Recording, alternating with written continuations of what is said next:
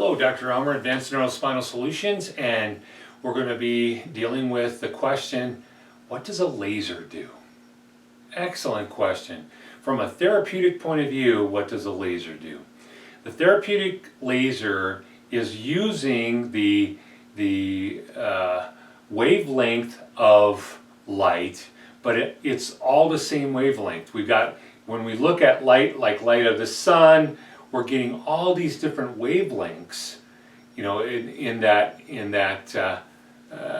light that's coming towards us. Whereas laser is one wavelength and it's in parallel. Whereas when the light leaves the sun or when it leaves the light bulb, it's going to start diverging and going away. These are highly focused and highly parallel, and so we can use it to introduce light energy.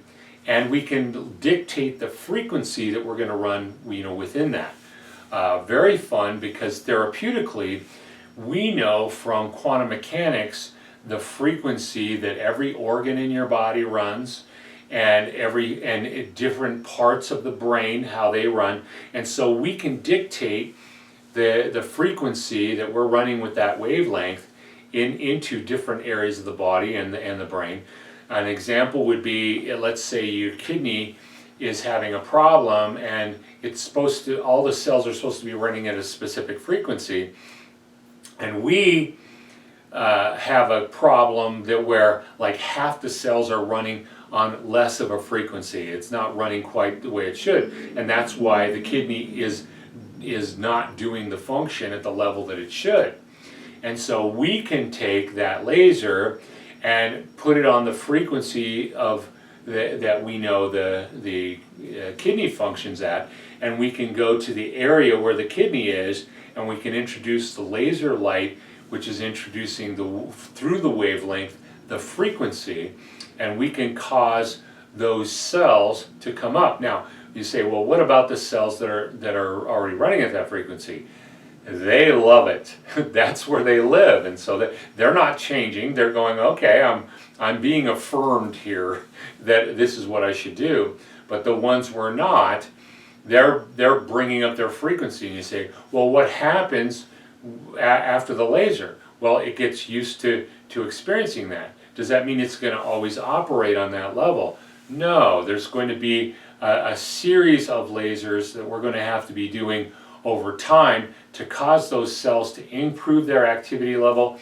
Another thing that happens with laser is it increases the functionality of the mitochondria within the cells. This is huge. They are the powerhouses of the cell, and we depend upon them to be able to run the frequency that they should be running at.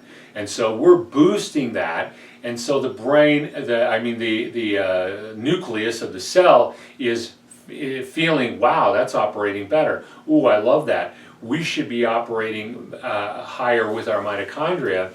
And then it goes through a process of upregulating the number of mitochondria that we're putting out, but also going to a little bit different part of the genome as it opens. And we talked about immediate early gene response, coming up with better mitochondria within that cell so that they can operate at that higher level. The fun thing is they used to operate that way.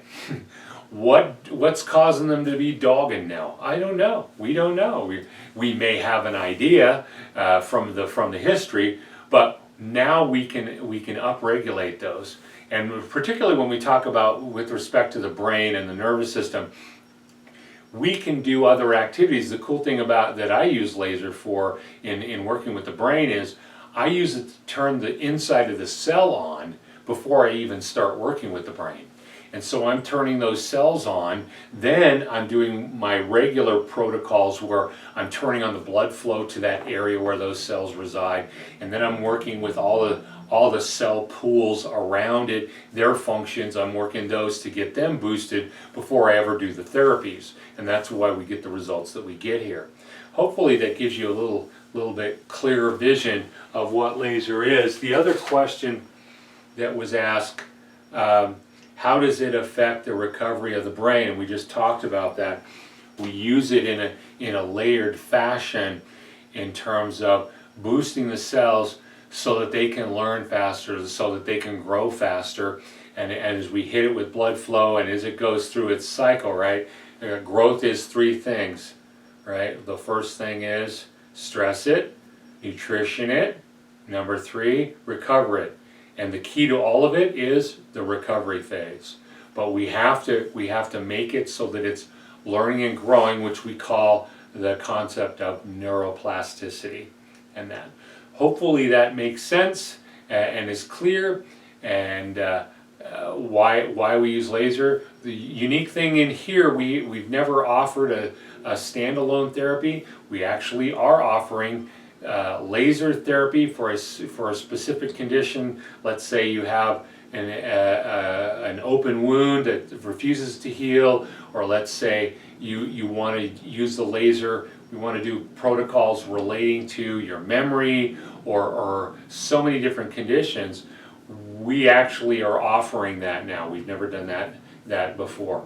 So if you're interested, please contact Renee at the front office, and we're happy to get you signed up to come in and talk and get that started. Remember also that if you have any questions, please ask. We'll be doing lots more of these videos in the future. This is Dr. Roger Elmer, and we're here when you're ready to take your life back.